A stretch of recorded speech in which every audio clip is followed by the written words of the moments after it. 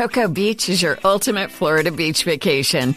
Pack your bags and open your mind. Adventure is calling from Orlando's closest beach. Cocoa Beach is Florida's secret gem that's got it all. It's the budget-friendly, retro-cool destination that families and surfers adore. Come soak up the sun and ride the East Coast's most famous waves. Start planning your one-of-a-kind getaway now at visitspacecoast.com.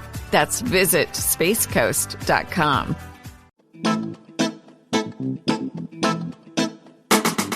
Hello and welcome to History for Weirdos. We're your hosts, Andrew and Stephanie. And each week, we're going to take you on a journey into the strange, obscure, and relentlessly entertaining corners of human history. Now listen up, friends, because it's about to get weird.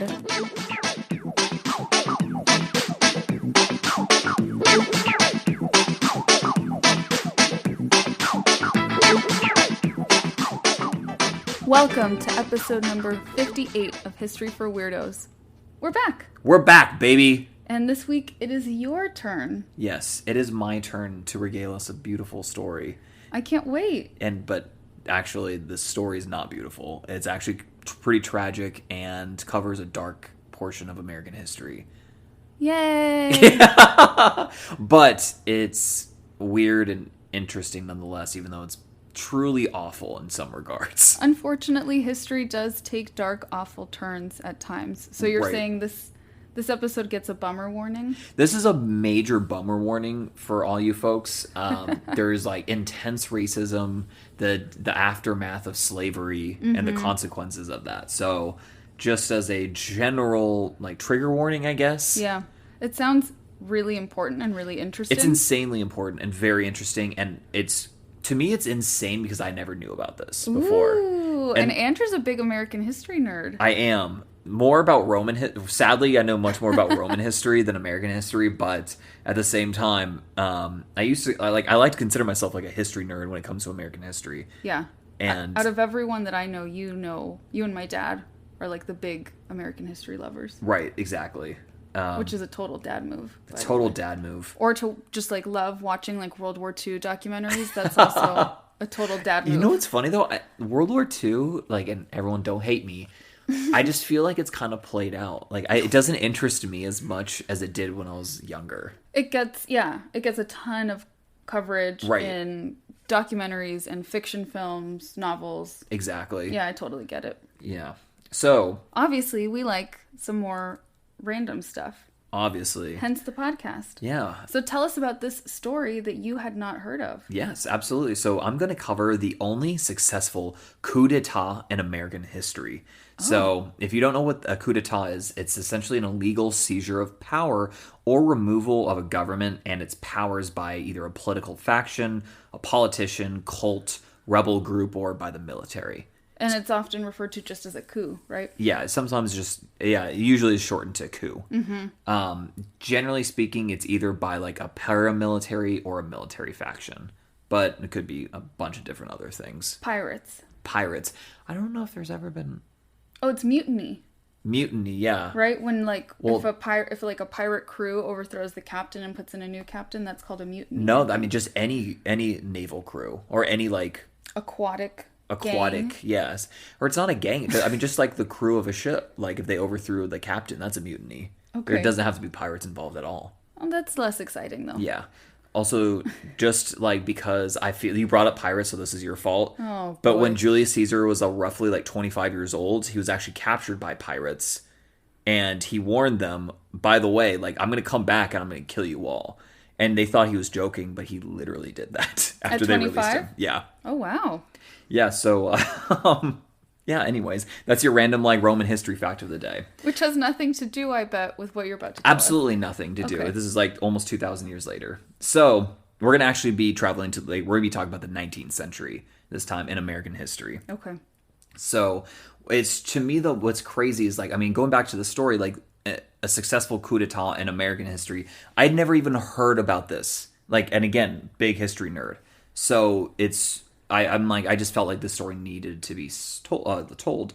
And also, I actually want to give a special shout out to one of our listeners, Miss Tyler for giving us this idea. That's her Instagram handle. Yay! Thank you so much. Yes, you're a real homie here. We love the listener suggestions. Yeah, exactly. We really do. It helps us out. It does, yeah.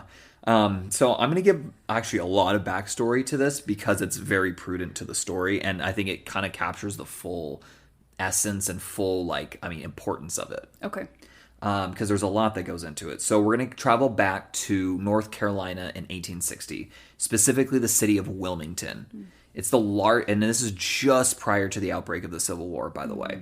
So the city is the largest in North Carolina at the time and was comprised of mostly black folks with a total population of nearly 10,000 people, which is kind of interesting because I feel like that's surprisingly low, population for the biggest city in a state at this time. It's not relevant to the story, but I just thought that was kind of strange. Yeah.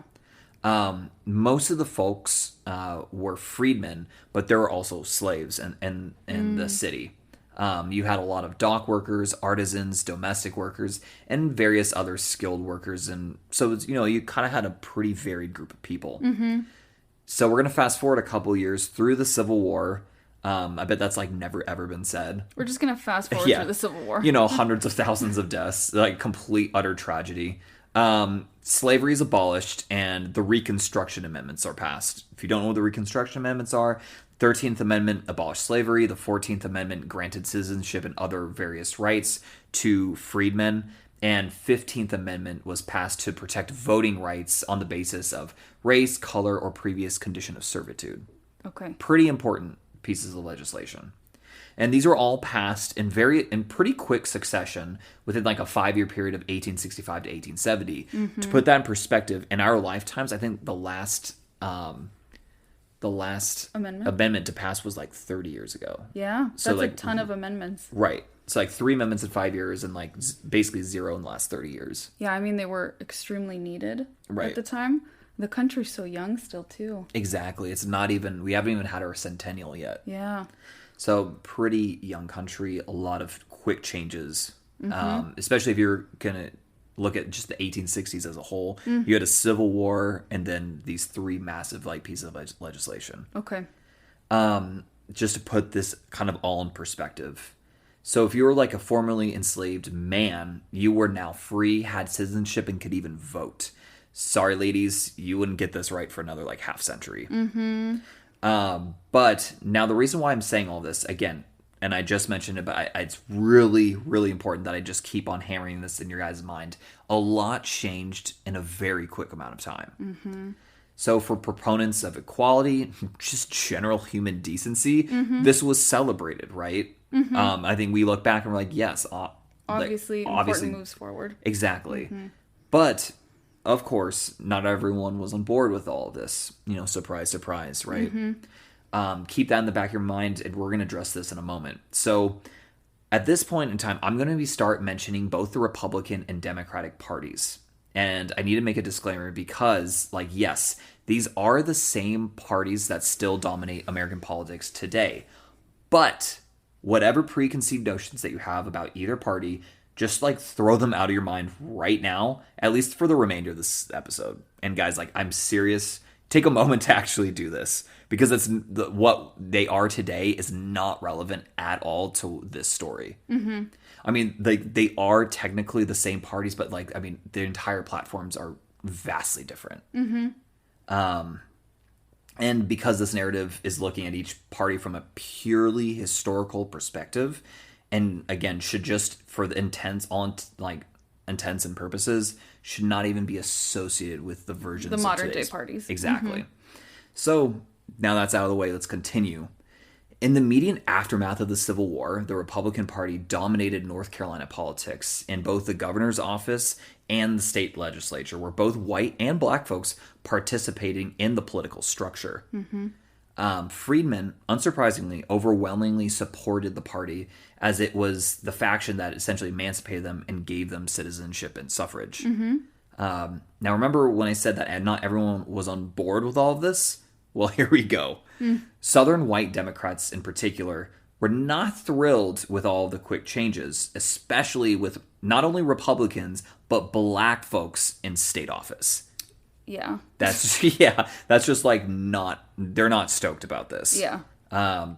They had previously controlled state politics before the Civil War, and again, were not thrilled with losing their political power, I imagine. Right. In December of 1865, a group was created that would essentially stand for white supremacy, hate of everyone from black folks to immigrants, Catholics, and people who would support those or aforementioned groups. Yeah. And that group is infamously the Ku Klux Klan, or just simply the KKK. Wow. Yeah. So this iteration of the KKK would eventually be put down by the federal government in the 1870s, but many different offshoots would emerge, including the so-called Red Shirts, who were essentially just paramilitary forces of Southern Democrats. I hadn't heard of that before. Yeah, I'd never heard about the Red Shirts before, but they were essentially like a more militant just continuation of the KKK. Okay. The KKK would come back later in like the 1910s. Yes. But that's it's like I think in history, it's like they call it like the second wave or something. Okay. So it's not really important for this. And really the Ku Klux Klan isn't really important for the story, only in that like the Red Shirts came from it. Okay. So also starting in 1870, Democrats started to regain control of North Carolina politics and started to chip away at Republican control just bit by bit. I'm not going to go into like the nuances of it because it was just really mundane. I'm sure. But just know that in the back of your mind, like they're just making little changes here or there that will like eventually compound in the decades to come.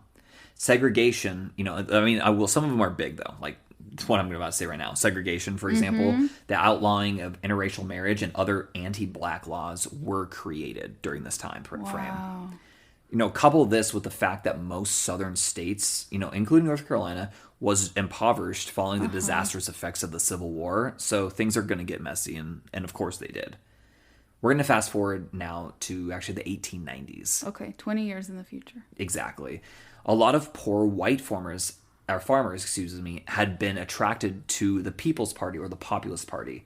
During this decade, this Populist Party formed a coalition with the biracial Republican Party, as they had a lot of shared interests in common struggles. Okay. This fusion was aptly named the Fusion Coalition. That makes sense. Right. Now, speaking of Wilmington in particular, it was still the largest city in the state with a population now of around 25,000 people in 1890 as opposed to 10,000 in 1860. So quite an increase in population. Also, again, the majority of the population was still black, but the major difference this time compared to 30 years earlier was that they now had much greater economic and political power. Many senior governmental positions were filled by black folks. Others became, bakers, dyers, grocers, etc., and made up about a third of the city's service positions. And again, these were like, not necessarily super prestigious jobs, but important nonetheless. And were like middle class, you could say. As time progressed, though, even black folks started to own and take up leadership in, mechanic shops, carpenter associations, jewelers, watchmakers, painters, masons, blacksmiths, etc. Like that kind of skilled labor. And some of the most profitable and largest businesses in the city were owned by black folks. I have a feeling there are going to be some white people that don't like that. You know what? That's a really, really good guess. I'm just a good guesser. Yeah. Especially given the fact that a lot of these people were formerly enslaved. Wow. It's kind of absolutely remarkable. Yeah. That puts it into perspective. It really does. However, despite this, on average, a black man was economically far worse than his white counterpart. Per capita wealth for whites, was around $550. And again, this is 1890s dollars, not today's. Whereas for an equivalent like black person's wealth was only about $30. Oh my God. So far lower. $550 compared to $30. Exactly. So again, yes, there were advances being made, but there were also systemic issues at play here that were still holding, black folks down. Yeah. And again, it's important that I say this because it kind of paints what I'm about to say in perspective as well. So, and again, one thing I also want to mention too is that loans and just availability of capital to spend was either restricted for black people or just not available at all. Yeah, and that happened for a very long time. Right. I mean, the systemic issues, we still see them today. Yeah. So you can only imagine in this time. You're right. How prevalent it must have been. Exactly. Where it was like actively trying to screw over like black people. Yep. Despite this, there was widespread resentment that the quote, N-word rule, basically, was hurting the white man. And I apologize because it's just, it's despicable, but that was the term. And I'm not going to say it, but it's important that I mention that because that is the mentality a lot of these people have. And that's just so interesting that it's like, it's such a human thing, right? To feel like I'm having a hard time.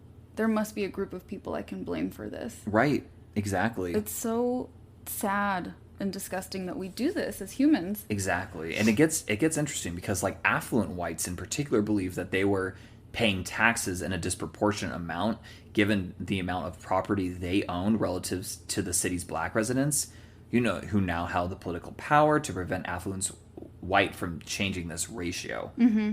And also conversely, on top of this, there was tension with poor, unskilled white workers who competed with, black folks in the job market and found their services in less demand than skilled black labor. Right. So essentially, Makes black sense. people were just caught in between of not meeting the expectations of affluent whites and exceeding the expectations of poor whites. Paradoxically, they were progressing either too fast or too slow at the same time. In a country that didn't want them to progress at all. Right, exactly. That's so interesting. And, just between us, like Stephanie and dear listeners, I just find this a tad bit unreasonable. Yeah. Just a little bit, though. Just between us, though, Just you guys. between us, This is unreasonable. Yeah, just a little unreasonable.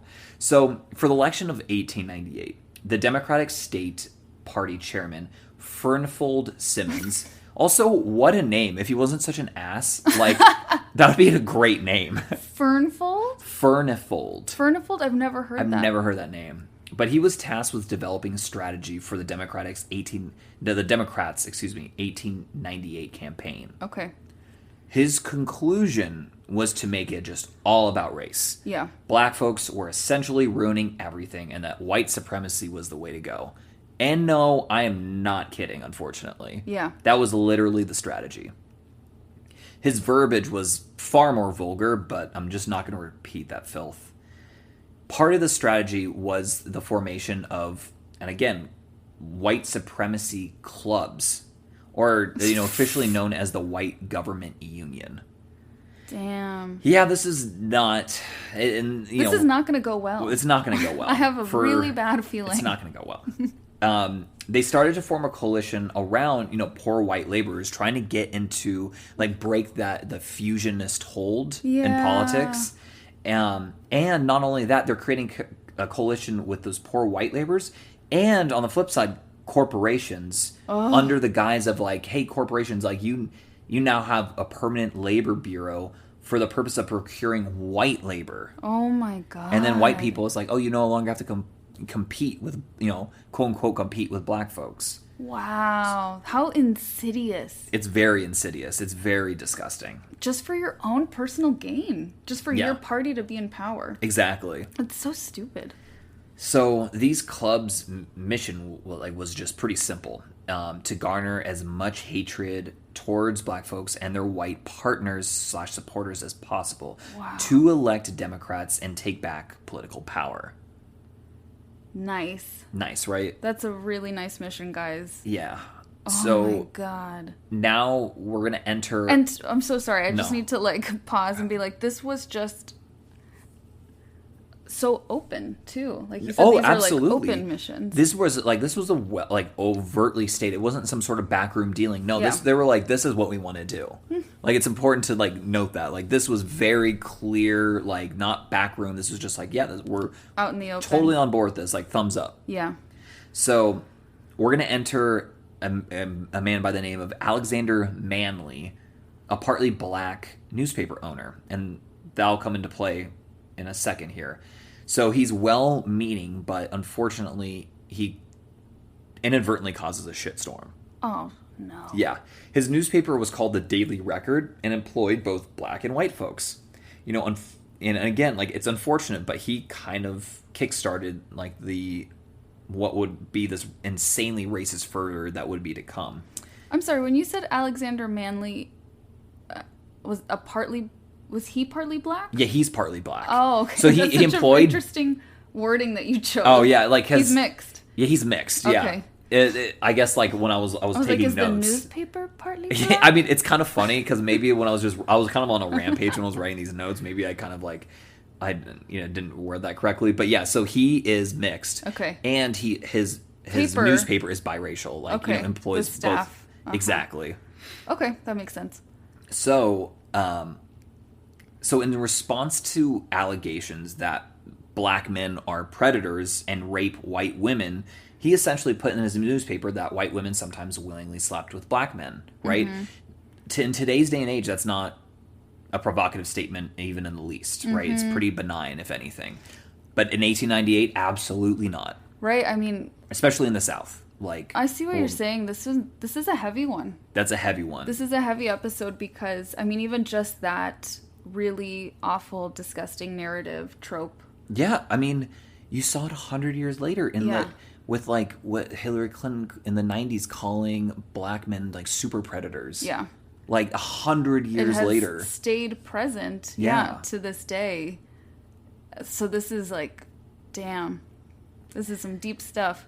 Yeah, so this just created a shitstorm. He's trying to dispel this really awful narrative, and it does not go well. It backfires, unfortunately. Like, again, he's well-meaning. It's just like it completely backfires, and it's a shitstorm after this. Yeah. A man by the name of Josephus Daniels, great name, terrible person. That's a theme this episode. I know, Josephus. Uh-huh. Also, that was funny enough, I mentioned Romans earlier. That's a Roman name, ironically. I was actually, ironically, he was the first Josephus that I know of was a Roman Jewish person. Interesting. Yeah. But anyways, back to the story. This Josephus was the owner of the Raleigh News and Observer, and in conjunction with the Democratic Party, he perpetuated a white supremacy campaign. Jesus, Moses. Yeah, well, apparently not. Yeah. So they openly admitted that their goal was to eliminate forever, either by ballot or by bullet, voting and office holding by black folks. Wow. Yeah, openly admitted. That's the key phrase. It's not like, again, it's not some backroom dealing here. This is just open, like literally pen to paper. They're saying this in their newspaper. And Daniels just went on this propaganda spree and just spewed absolute vitriol. Mm-hmm. I mean, he even got a prominent women's suffrage leader, Rebecca Ann Felton, to openly call for lynching of black men.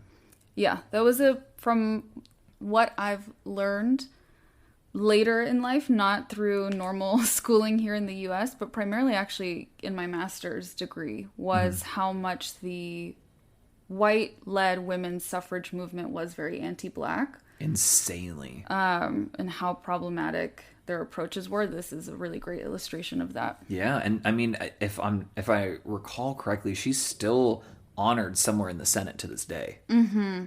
And again, like it'll make sense and later on at the end of this episode as to why that is, but I'll get to that when I get to that. So this shitstorm that's happening, again, excuse my French, but that's really what it is. It really starts to incite a domestic terrorism campaign led by the Red Shirts. The Red Shirts. The Red Shirts are coming back. It's basically like the offshoot of the KKK. And things really start to get ugly on November 1st, 1898, when 1,000 men, mostly red shirts, rode through the predominantly black neighborhoods in Wilmington to intimidate anyone who did not support the white supremacist agenda. Again, they targeted mostly black folks, but also like the white Republican fusionist sympathizers. It didn't stop there. So we're kind of getting to the meat of like the apex of our story. The coup? The coup. On election day, this isn't quite the coup, but it's close. On election day, November 8th, 1898, Alfred M. Waddell, he was a former congressman and Confederate general, provided marching orders for the more than 1,000 men gathered. He said, and I quote, "You are the sons of noble ancestry." Oh, no. Yeah. "You are Anglo-Saxons. You are armed and prepared, and you will do your duty. Go to the polls tomorrow, and if you find the N-word out voting, tell him to leave the polls. If he refuses, kill him. Shoot him down in his tracks. End quote. Wow. Yeah, so he's a peach. On election day, some black and white Republicans braved the polls, but many more stayed away. Enough that the Democrats retook the North Carolina legislature, recaptured county governments, and monopolized the state's congressional delegation. Just to make sure the count went their way, red shirts also attacked polls and stuffed ballot boxes. In some case producing Democratic margins of victory that exceeded the number of registered voters in the districts in question. Wow. So, definitely you could say this was like a free election. Yeah. But in Wilmington, the local government was not up for re-election that year. They wouldn't be up for re-election until the following year in March. So March 1899. White supremacists in Wilmington, including red shirts, the white government union that I had mentioned earlier, and a group of leading white businessmen known as the Secret Nine, plotted to overthrow the government. So one, they made sure that merchants were not selling guns and ammunitions to black people, like leading up to this, like in the weeks leading up to this. They called up entirely white militia units, most notably the Wilmington Light Infantry, to augment the red shirts. And they made sure that a black militia that was probably their only group that could fight back and they had also served in the Spanish-American War, was stationed elsewhere in Georgia, especially during this time. So it was pretty insidious. This is terrifying. Yeah, insidious like planning that led up to this. So this wasn't just like a spur of the moment thing. Right. Like this was insidious planning. And on November 9th, the day after the election, the Wilmington Messenger published the, quote, White Declaration of Independence, end quote, a list of resolutions promising that whites would never be ruled by, quote, men of African origin, that blacks would no longer be allowed to vote, and that white men would be, again, quote, given a large part of the employment hereto given to N-words, end quote. On November 10th, pandemonium ensued. Waddell led some 2,000 white men in an attack on the office of the Daily Record, which was vandalized and razed to the ground. By 11 a.m. that day, violence had begun erupting across the city, with red shirts, militiamen, and white vigilantes turning their guns on black folks, but some who, like the very few that had guns, even returned fire. It ended up being futile, but at least like they faced some resistance. Waddell engineered the forced resignation of elected officials during this time and was subsequently. Oh my god. Yeah. Sorry, I saw that and I was like, your brain couldn't handle it. Yeah. It was basically, he was subsequently raised to the office of mayor. Wow. Black Wilmingtonians, especially, women and children, fled, hiding for 3 days and 2 nights in the swamps around the city and the black cemetery. Because it was the end of the world. Yeah, it was complete chaos. So on the morning of November 11th, a large contingent of both black and white Republicans were marched to trains and were escorted out of the state. Not only that, they were told that if they ever returned, they would be killed. I'm silent because silenter than usual. Here I am talking. Can't help myself. Impulse control. It's not shocking, but it's so, like you said at the beginning, it's so devastating and such a bummer to hear. And I think what really upsets me is having never heard of this before. Right. I mean, it's insane to me that we had never, this was never taught in schools. No. We brushed past Reconstruction. Yeah, we did too. And then also this era was really focused on more of Gilded Age. Yeah. The rise of corporations and such. Yeah. But it doesn't deal with what that meant. Yes. Especially for everyday people. Yeah, that's really well said. It's annoying. So overall, during this time, anywhere between 60 to 300 black folks were killed during this massacre. And that's what it is. It was a massacre. Yeah. It was a coup d'etat, but it was a massacre. Yeah. And this had terrible long-term repercussions, as the men responsible for this were never punished in any sort of way. Mm-hmm. At least 2,000 black people left Wilmington to never return, which made the city predominantly white. Mm-hmm. And that shifted the demographic permanently. Wow. Yeah. It's because that's exactly where my brain was going when you mentioned the massacre of all those people. That's like a big collective trauma for the community, right? So that's going to impact generations to come. And it looks like it did, like you said, in terms of demographics even. Oh, yeah. And you know the ironic thing about this is that the white laborers now started to complain about the jobs available because they cited that, you know, these jobs were for black people and not white people. Can you believe that? I cannot effing deal with you right now. Yeah. Oh my God. I was like, there are no words. No words.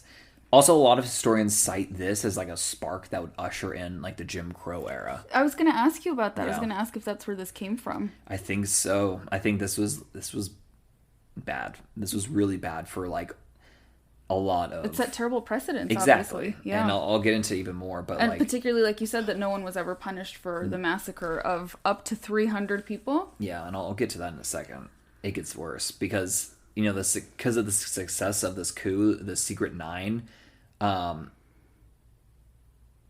sorry, I messed up here in my notes. But basically, because of the success of this coup, a guy by the name of George Roundtree in the state legislature, basically, he just kept black people from voting. Mm-hmm. He just instituted these large, long-term like programs to keep black folks disenfranchised and to like just keep them from not aligning with white Republicans like politically to make ever it more again. Divisive. Yeah, he just basically was just to keep it divisive. Essentially, all of the good Reconstruction work that took decades to make was reversed in a matter of months. Wow. And you know what happened to all of these people that led the coup? Unfortunately, like not only were they never punished, a lot of them had left like positive legacies, and some are even honored to this day. Yeah. So that is like, and I just literally my notes put WTF. Mm-hmm. That is the heartache of this country. And here's a couple examples. Like, I picked a few that I had mentioned specifically in the story. So Josephus Daniels, he was that News and Observer like newspaper guy. Yeah. He was appointed Secretary of the Navy by President Woodrow Wilson during World War I. He became a close friend of Franklin Delano Roosevelt, who Daniels appointed as Assistant Secretary of the Navy. Then after Roosevelt became president, he returned the favor by appointing Daniels as ambassador to Mexico between 1933 and 1941. He had a statue that was erected in 1985 of him. It was only finally torn down 2 years ago. Why would you erect a statue for someone like that? You know, that's a great question that I do not have the answer for. And sending a freaking white supremacist as the ambassador to Mexico. My God. I know, right? I bet you especially. I was like, when I wrote that, I was like, oh, Steph's going to have some choice words.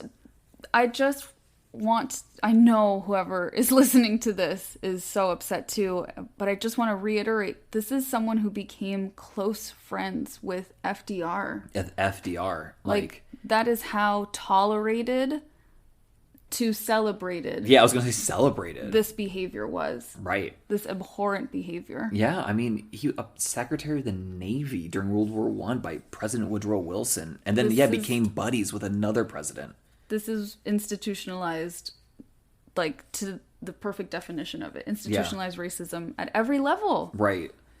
So, Rebecca Ann Felton, that lynching proponent that I had mentioned, the women's suffrage, she was honored with an appointment to the United States Senate to become the first woman to serve in the Senate, though she only served for 1 day.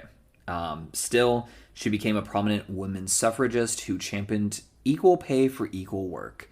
Oh. Isn't that just ripe? Only if you look like Miss Rebecca Ann Felton, I guess. Yeah. Do you deserve equal pay and equal work? Right. Jeez. I know. And I didn't put this in my notes, but I thought I recall reading that her, like, some sort of relief of her is still somewhere in the Senate to this day. Don't quote me on that, but I thought I read that somewhere. So, Alfred Waddell, he remained the mayor of Wilmington until 1905. He got to stay mayor? He got to stay mayor. No. Not only did he stay mayor, he was reelected. Well, I should say he was elected again. He was finally elected. No. He was finally elected, thank you. Oh my god. He created the first and only successful coup in American history. And it's not like a good coup where there was like tyrannical people and he's like, oh, this was like the exact opposite. It was like you had like putting in the tyrannical people. Exactly. And the effects of this coup, I'm so sorry. I know you said this indirectly, but it's just now hitting me. The effects of this white supremacist coup were never reversed. Actively reversed by anyone. No higher power came in and was like, dude, you can't do this. I mean, people wrote to William McKinley, who was the president, he was the president at the time. Yeah. And they were just like... He's like, oh, that's not my problem? Yeah, he's like, his reasoning was... Like, we can only take action if we get a request by the governor of the state, and the governor never did anything. Probably because the governor was super racist. I think he was, yeah, exactly. Oh my god. So it's just a way to, like, and also it's a way to totally cop out. Right, and, like, the amount of economic power, ironically, that was lost in Wilmington was, like, catastrophic. Really? Yeah. Because you had all these businesses that were shut down and never reopened. Yes. And you just, like, I mean, it's like, I can only... And this is like a much smaller scale, but like it reminds me of the Nazis in World War II when you had all those like brilliant Jewish scientists that left, you know, and it was just, you had a brain drain. And that was kind of like with this. All of these facets, these like ripple effects, I guess, that like obviously there's the direct horror and violence and terror, but then we don't always remember like how that impacts science, the economy, like exactly. This is They had no so idea nuts. these disastrous effects would happen, These which is people are ironic. Stupid. Yeah, of course they are. So Alfred Waddell, he remained the mayor of Wilmington, right, until 1905. That's where we went off. Yeah. He was the keynote speaker at the unveiling of the Confederate monument at the Forsyth County Courthouse, where he was praised as a, quote, gallant soldier, and he proclaimed that, and this is also in quotes, I thank God that monuments to the Confederate soldiers are rapidly multiplying in the land. I rejoice in the fact for many reasons, but chiefly because of its significance from one point of view. What a loser. Yeah. No. I mean, other folks that I didn't mention in the story, so I'm not going to mention by name here, they had successful businesses, they had prominent seats in government, and one even ran for president. Unsurprising. Yeah. Unsurprising, but still so infuriating. Right. Exactly. And it just goes to show that some events that aren't highlighted in our history have shaped it nonetheless. So well said. And this was like a heavy story, weirdos, and I do apologize about that, but I also thought it was important to tell. And like it was like too important not to share nonetheless. And because I mean, like I had never heard about this. Yeah. I hadn't either. Right. I really appreciate our listener, Miss Tyler, for sharing this story with us. I really do too. And sometimes, you know, real life doesn't have happy endings. And I feel like this is unfortunately one such example. I mean, just maybe now we're starting to like, with that, you know, tearing down the statue of, what was his name? Josephus Daniels. 2 years ago, you said? Like 2 years ago. Maybe just now we're finally like people are doing something. But it's taken this long, and that's what happens when we don't know our history. Right. Exactly. That's why, I mean, obviously we love also like the weird, silly stuff in history. Of course, that's like a big part of this podcast. But the bigger thing is like these human stories. These stories are so impactful into the world we live in today. And it's so nuts to not know them. Right. I'm not speaking articulately because it's infuriating to me. It's so infuriating. No, I don't blame you. It's really just incredibly maddening. Like, we're living in the effects of this history. Yeah. How do we not know it? I mean, we say that all the time. Like, some of the things that have happened, you know, like this is over a century ago, sometimes thousands of years ago, like have shaped like the way we do things today. Exactly. Like we were just talking about how in Romania they have a Romance language. Oh yeah. Because of an invasion that happened 1900 years ago. By Trajan, right? By Trajan, yeah, the Roman emperor. I almost said general. He was technically a general, but he was also an emperor. So that unfortunately is the story of the Wilmington coup, sometimes also known as the Wilmington Massacre. To be honest, I think massacre is probably a better word because it really was. Yeah.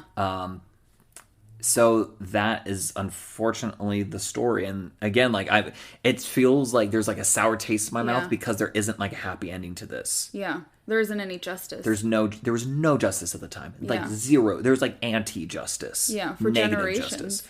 Generations. I mean, to this day even. Oh my gosh. That was, like I said, like I interrupted you in the middle. I'm like, damn, this is a hard one because it's so layered. Right. And again, I feel like we are very intentionally ignorant of a lot of this history, intentional by like the school systems and things like that. So I can't even speak to the multiple layers of this in an educated way. But you did such a good job of sharing this story with us. So thank you so much. Yeah, no worries. I'm honestly glad to, because this was something that needed to be shared. Yeah. And again, you know, for the weirdos that are listening, you know, I hope you guys appreciate it as well. Mm-hmm. And this was the Wilmington coup, or the Wilmington Massacre of 1898. That's so interesting because we were talking about when we watched the show Lovecraft Country. Oh, yeah. How it wasn't until very recently that many folks became, or I should say many folks outside of like the Black community in the U.S. became aware of the Tulsa race massacre. And that took so long for people to sort of uncover and recognize the injustices, and this is another one. This was, I mean, like, not to downplay the Tulsa Massacre, because that was, like, terrible, but this probably had even further reaching consequences, and it's just completely buried in history.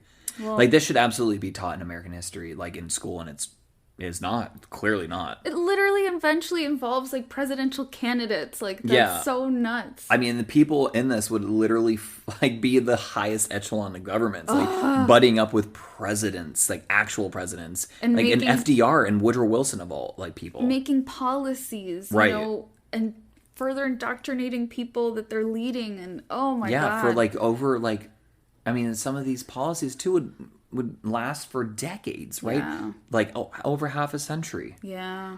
Well. But anyways, before I forget the sources. Yes. There's actually only a few, but they were really good. The Encyclopedia Britannica. It's always amazing. They really are. They're on top of it. They really are. The Atlantic, and then of course our favorite, Wikipedia. Mm-hmm. Thank you again, Andrew, for sharing that story. Thank you, weirdos, for listening to it and for being here with us. Yeah. As always, please feel free to connect with us over on Instagram at History4Weirdos. That's a nice place to leave us suggestions. If you have a suggestion for an episode like Miss Tyler did for today's episode, that's a great place to keep up with us. Kind of like the Kardashians, you know. Keeping up with weirdo history. Keeping up with the weirdos to see our comings and goings.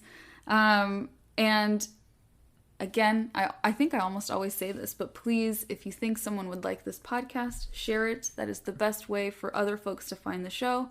If you have not done so already, rate, review, subscribe, all the good things. It helps us grow. And thank you. Thank you, weirdos. Until next time. Until next time.